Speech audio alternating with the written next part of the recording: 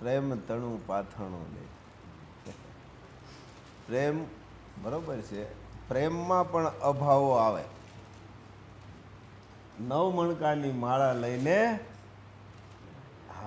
ઉદ્ધાર કરી લે આ જીવાત્માનો.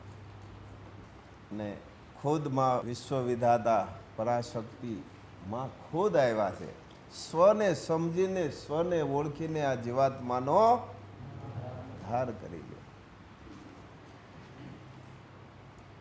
અને કહીએ છીએ ને, તકો વારંવાર પણ આવે નહીં.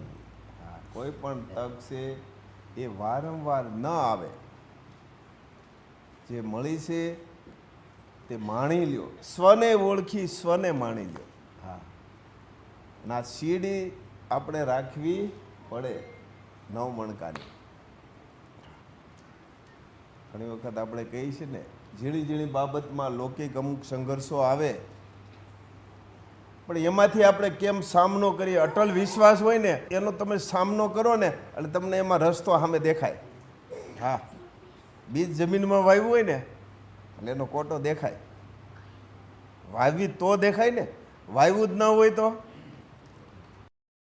તો દેખાય નહીં. એવી રીતે અટલ વિશ્વાસ રાખી અને જો આપણે આગળ વધીએ, સંઘર્ષ જીવનમાં આવે ને આવે, અને સંઘર્ષ આવે તો જ આપણે કર્મના ઋણ બંધનમાંથી મુક્ત થઈએ. આવ્યા વિના રે નહીં. આવે એ સારું, આવે તોય દિવસ વિયો જાય, નહીં આવે તો વિયો જાય ને દિવસ. પણ સંઘર્ષનો સામનો કરવાથી આપણા જે કર્મના ઋણ બંધન છે એમાંથી આપણે મુક્ત થઈએ. અને આમાંથી મુક્ત થઈશું તો માના ખોળા સુધી આપણે પહોંચી શકશું.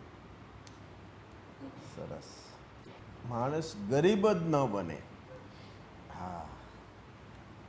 ગરીબ જ ન બને એવું કાર્ય કરીએ, એવું સરસ મજાનું આપણું જે કર્તવ્ય છે એ પૂરું જો નિભાવીએ અને પ્રમાણિકતાથી જો જીવન જીવીએ, બીજાનું ન જોતા સ્વયંનું જોઈને જો આપણે કાર્ય કરીએ, ગરીબ થઈએ જ નહીં. કારણ કે પ્રકૃતિનો નિયમ, કર્મનો સિદ્ધાંત અટલ છે, એમાં જરા પણ ફેરફાર થાય નહીં.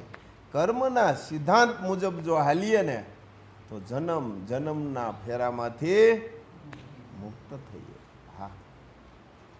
અને ખુદ આ ધરતી પર આવ્યા છે.